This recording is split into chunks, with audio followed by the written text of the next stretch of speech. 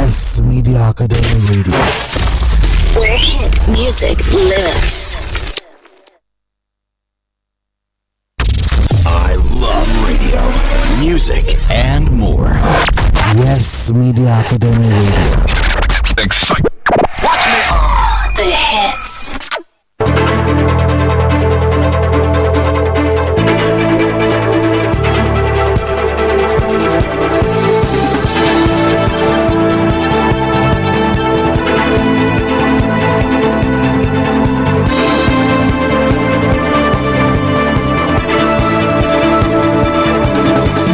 This is Global News coming to you live from the studio of Yes Media Academy Radio. Good afternoon and welcome. In the headlines, tanker attack. UK and US blame Iran for deadly ship attack. And talking COVID from China, concerns grow as Delta outbreak spread. Coming straight to Nigeria, court adjourns Igbowu's aids till August 4. And from the world of entertainment, Hollywood plans £700 million film and TV studios in Hertfordshire. From the world of sports, USA stunned Mexico in extra time to win Gold Cup final. Now the news and details. My name is Olatunde Idowu.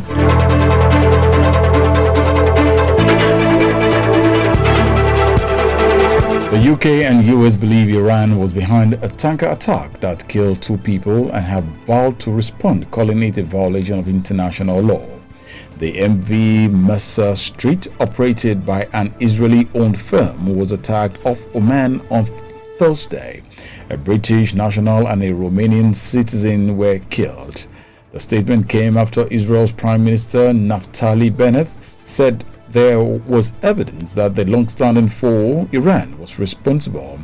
Prime Minister Bennett warned that we know how to send a message to Iran in our own way, while Tehran rejected what it called the baseless accusations. The attack on the MV Mercer Streets appears to be the latest escalation in an undeclared shadow war between Israel and Iran.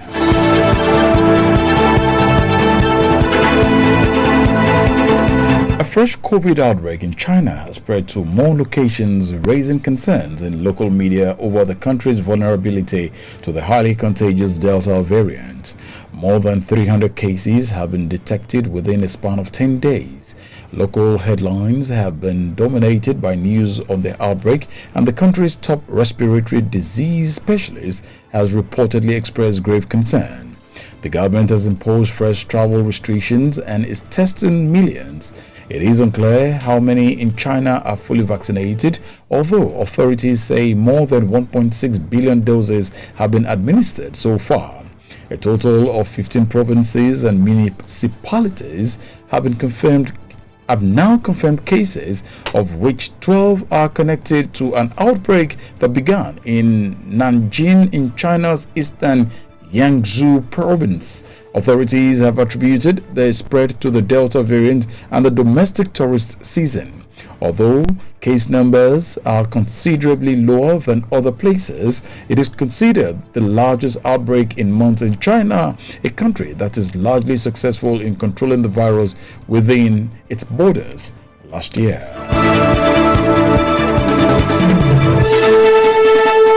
The general who took power in a coup in Myanmar in February has named himself Prime Minister and said emergency rule may now extend to August 2023.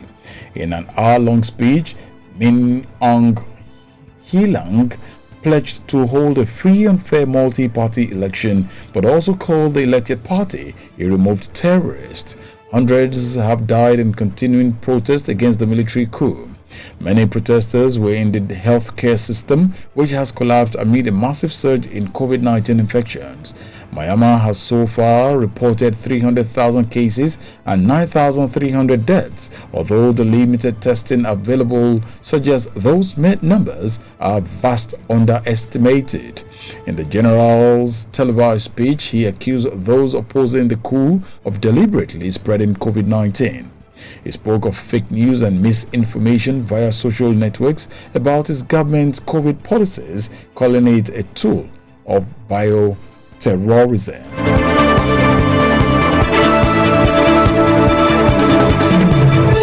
15 soldiers have been killed in what Niger's defense ministry has described as a terrorist attack in the southwest of the country near the border with Burkina Faso. It said soldiers in the Torodi area of the Tillaberi region were ambushed and then hit by an improvised explosive device. 7 soldiers were wounded and 6 are missing. Ground forces backed by military aircraft are searching the area. Jihadist group linked to Al-Qaeda and the Islamic State are active in the border region shared by Niger, Mali and Burkina Faso. More than 30 villagers were killed in 2 separate attacks within the last week for the north. A senior commander of Tigrayan forces in northern Ethiopia has vowed to keep fighting until a blockade on the region is lifted and the federal government accepts its conditions for a ceasefire. General Saad Khan told news agencies that Tigrayan fighters wouldn't leave the neighboring regions of Afar and Amhara until they achieve their objectives. He said Ethiopian federal forces and Eritrean troops remain in Tigray, but that the world be wiped out if they didn't leave voluntarily. The general said the future of Tigray will be decided in a referendum by its people once a political settlement has been reached with Addis Ababa. The 9-month war has led to famine conditions for hundreds of thousands of people. Global News is coming to you live from the studio of Yes Media Academy Radio. We are the first Media Academy Radio. You can like and follow us on all our social media handles. On Facebook, we are Yes Media Academy Radio. On YouTube, it's Yes Media Academy Radio 1. On Instagram, at Yesma Radio. Likewise on Twitter, at Yesma Radio. You can visit our website on www.yesmaradio.com. You can as well download the Yesma Radio app from Google Play Store. And coming straight to the news making the rounds from Nigeria, the Federal High Court Abuja today adjourned the suit brought by the 12 detained aides of Sunday Adeyemo, popularly known as Sunday Igboho, to August the 4th. Justice Egwatu granted the applicant's lawyer, Pelumi Olajengbesi, the leave to amend his processes to correct the names of the applicants. The governor of Akwa Ibom State, Udom Emmanuel, has said that his administration has ordered 1 million doses of vaccines for the state. He advised citizens to ignore rumors and go for vaccination against COVID-19 while adhering strictly to safety and prevention protocols in order to stay safe. The governor said this during a family Thanksgiving service organized by the Permanent Secretary, Government House, Dr. Nathaniel Adiakman, which was held at St. Paul's Cathedral, the African Church, Ibibio South Diocese, Afaha Ubium in Onna local government area of Akwa Ibom State. Emmanuel advised his administration's critics to stop demarketing the state by claiming that his administration is going to leave behind a huge and unsustainable debt profile, assuring that his administration is working tirelessly to create and sustain wealth for posterity.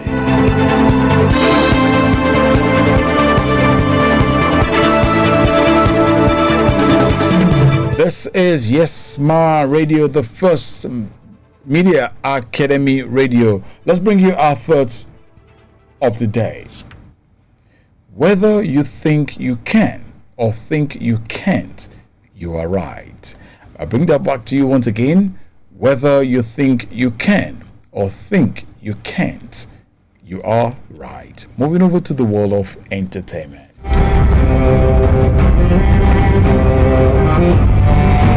From the entertainment world, plans for a £700 million world-class film and TV studio facilities in the UK have been announced by a Hollywood studio.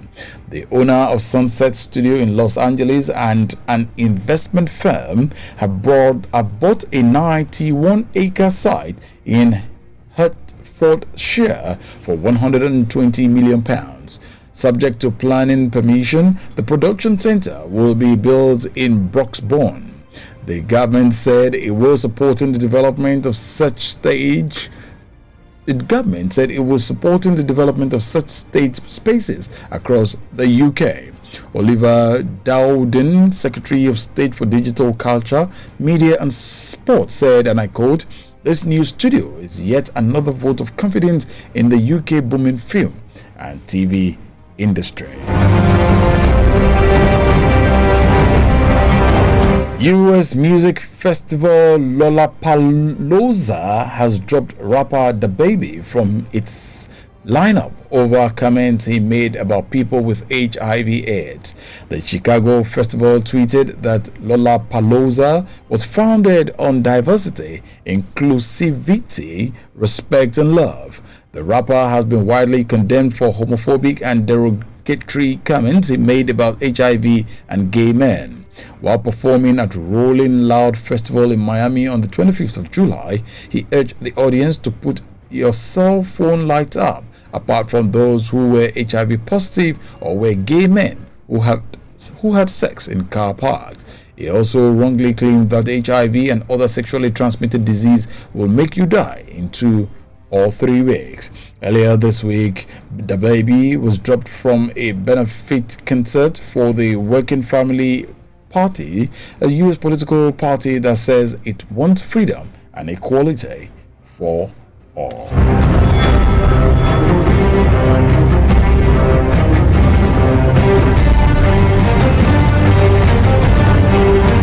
And going straight to the world of sports. From the exciting sporting world, Miles Robinson headed in the winner in extra time as the United States upset defending champion Mexico 1-0 yesterday to capture their 7th CONCACAF Gold Cup title. After a super performance by goalkeeper Matt Turner, Robinson soared over Mexican defender Edson Alvarez deep into extra time and headed past Alfredo Talavera to set off wild celebration at the Allegiant Stadium in Las Vegas. This was the America team's first Gold Cup title since 2017 and avenged their defeat to Mexico in the 2019 final. The upstart Americans finished undefeated in the tournament this year. The game was played in Las Vegas, but it might as well have been Mexico City. The flag-waving, sold-out crowd of over 60,000 was a sea of Mexican supporters in green and red. It was a familiar scene for the American team, used to being treated like a visiting team on home soil whenever they play Mexico.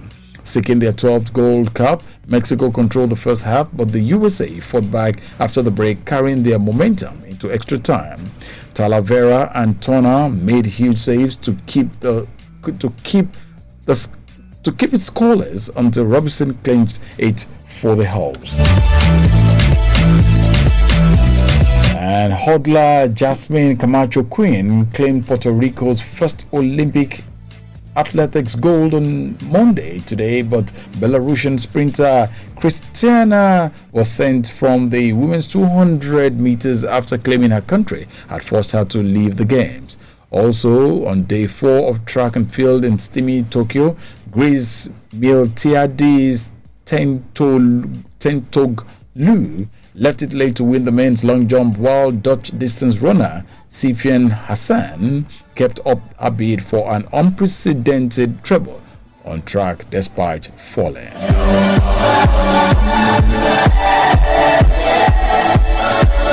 We just hope the Nigerian team will bring in more medals and get to the medal table as well. And that wraps it up on Global News, coming to you live from Yes Media Academy Radio. But before I go, let me bring you a recap of the stories I brought to you earlier.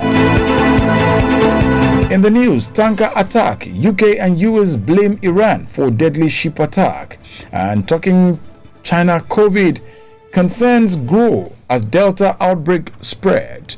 Coming through Nigeria, DSS produces Igboho's aides in court. Court adjourned till August the 4th. And from the entertainment world, Hollywood plans £700 million film and TV studios in Hertfordshire. From the world of sports, USA stunned Mexico in extra time to win Gold Cup final. The news was produced and edited by Olawale Olayinka and delivered by Olatunde Idowu. The Yoruba version of Global News comes up very shortly. We want to thank you for being there with us. On behalf of the entire transmission team, good afternoon. Get the vibe.